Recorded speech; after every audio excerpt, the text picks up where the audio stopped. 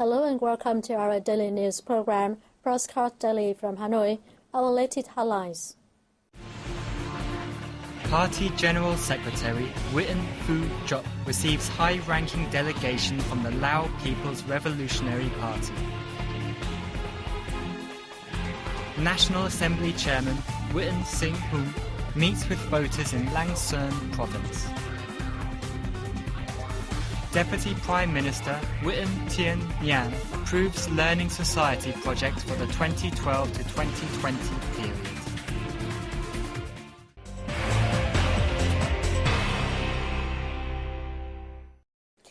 Party General Secretary Nguyễn Phú Trọng received a high-level delegation of the Lao People's Revolutionary Party in Hanoi on January 11th.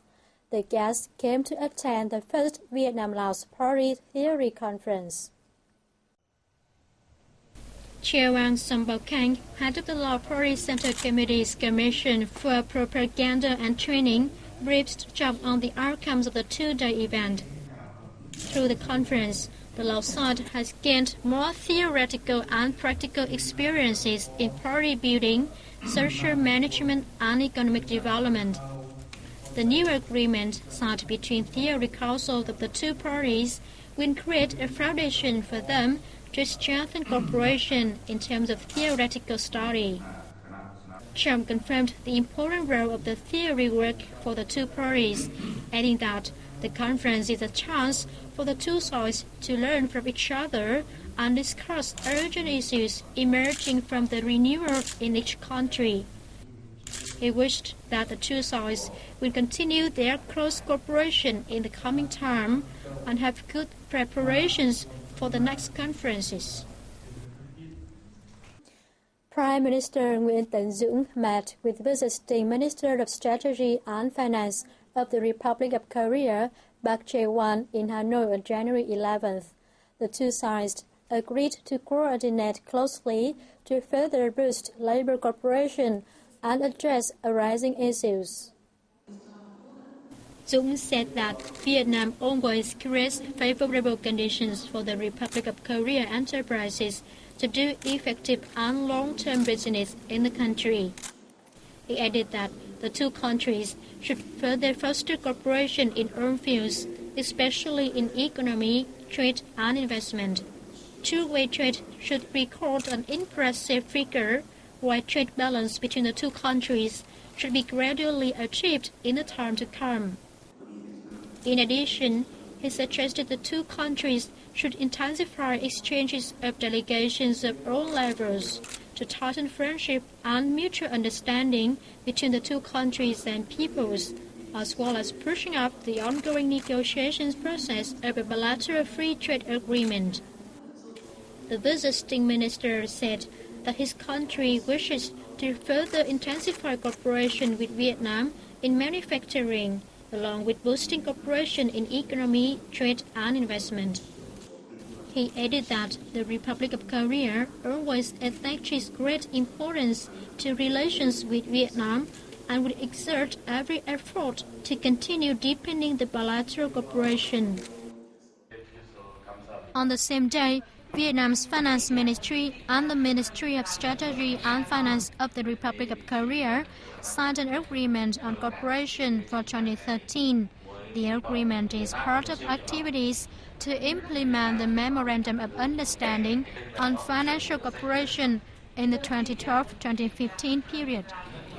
Vietnamese Finance Minister Vương Đình Huệ spoke highly of the Republic of Korea Ministry's assistance, particularly in implementing official development assistance ODA projects in Vietnam.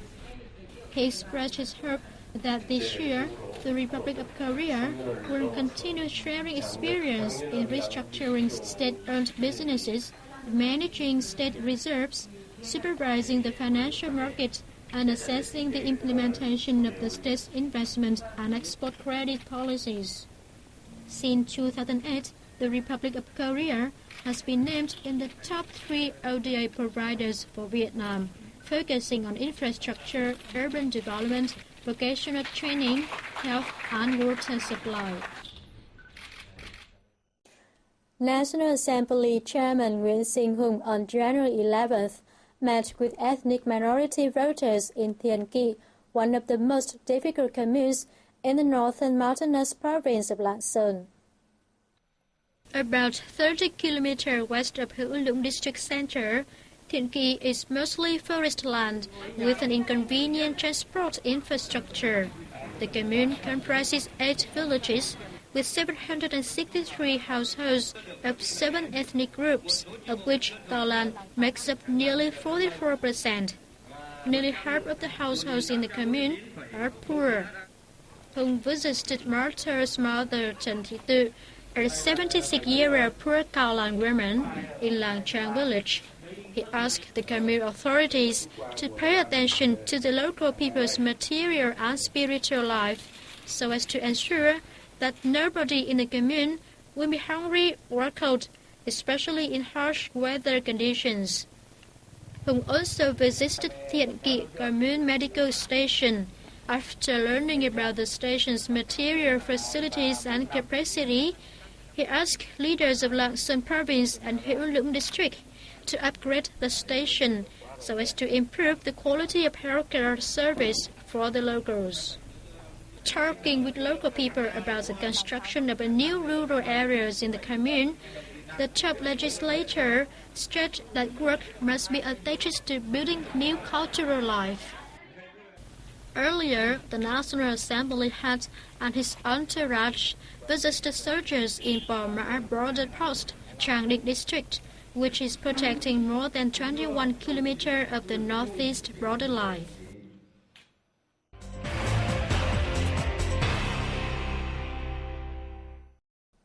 The Electric City of Vietnam, known as EVN, plans to produce and buy more than 130.5 billion kilowatts of electricity in 2013, an increase of 11% against 2012. Speaking at a conference on the group's 2013 plans in Hanoi on January 11th, Deputy Prime Minister Hoàng Trung Hải reiterated that the EVN needs to ensure enough water for agricultural production and disperse 106 trillion VND of investment for power generation and grid projects this year.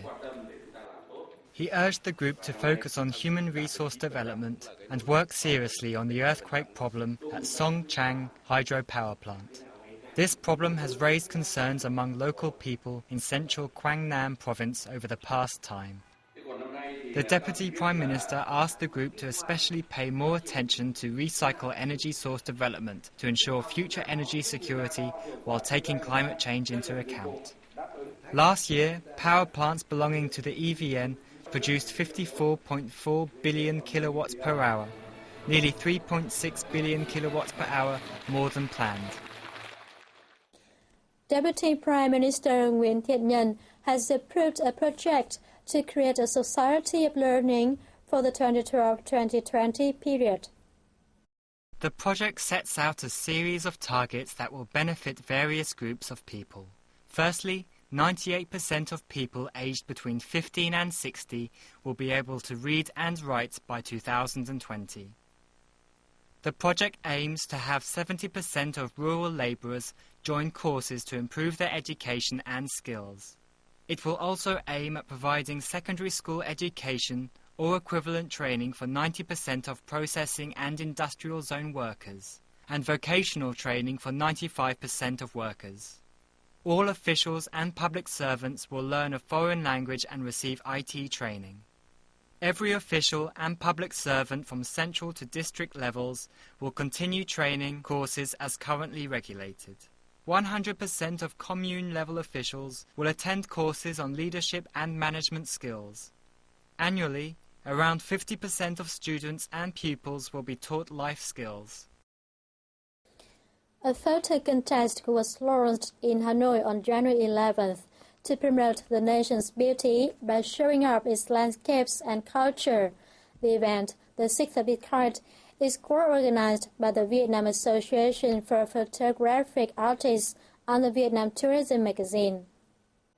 Under the theme of Vietnam Endless Beauty, the contest aims to encourage professional and amateur photographers in Vietnam and abroad to record their memorable moments and experience during each trip to each region of the country.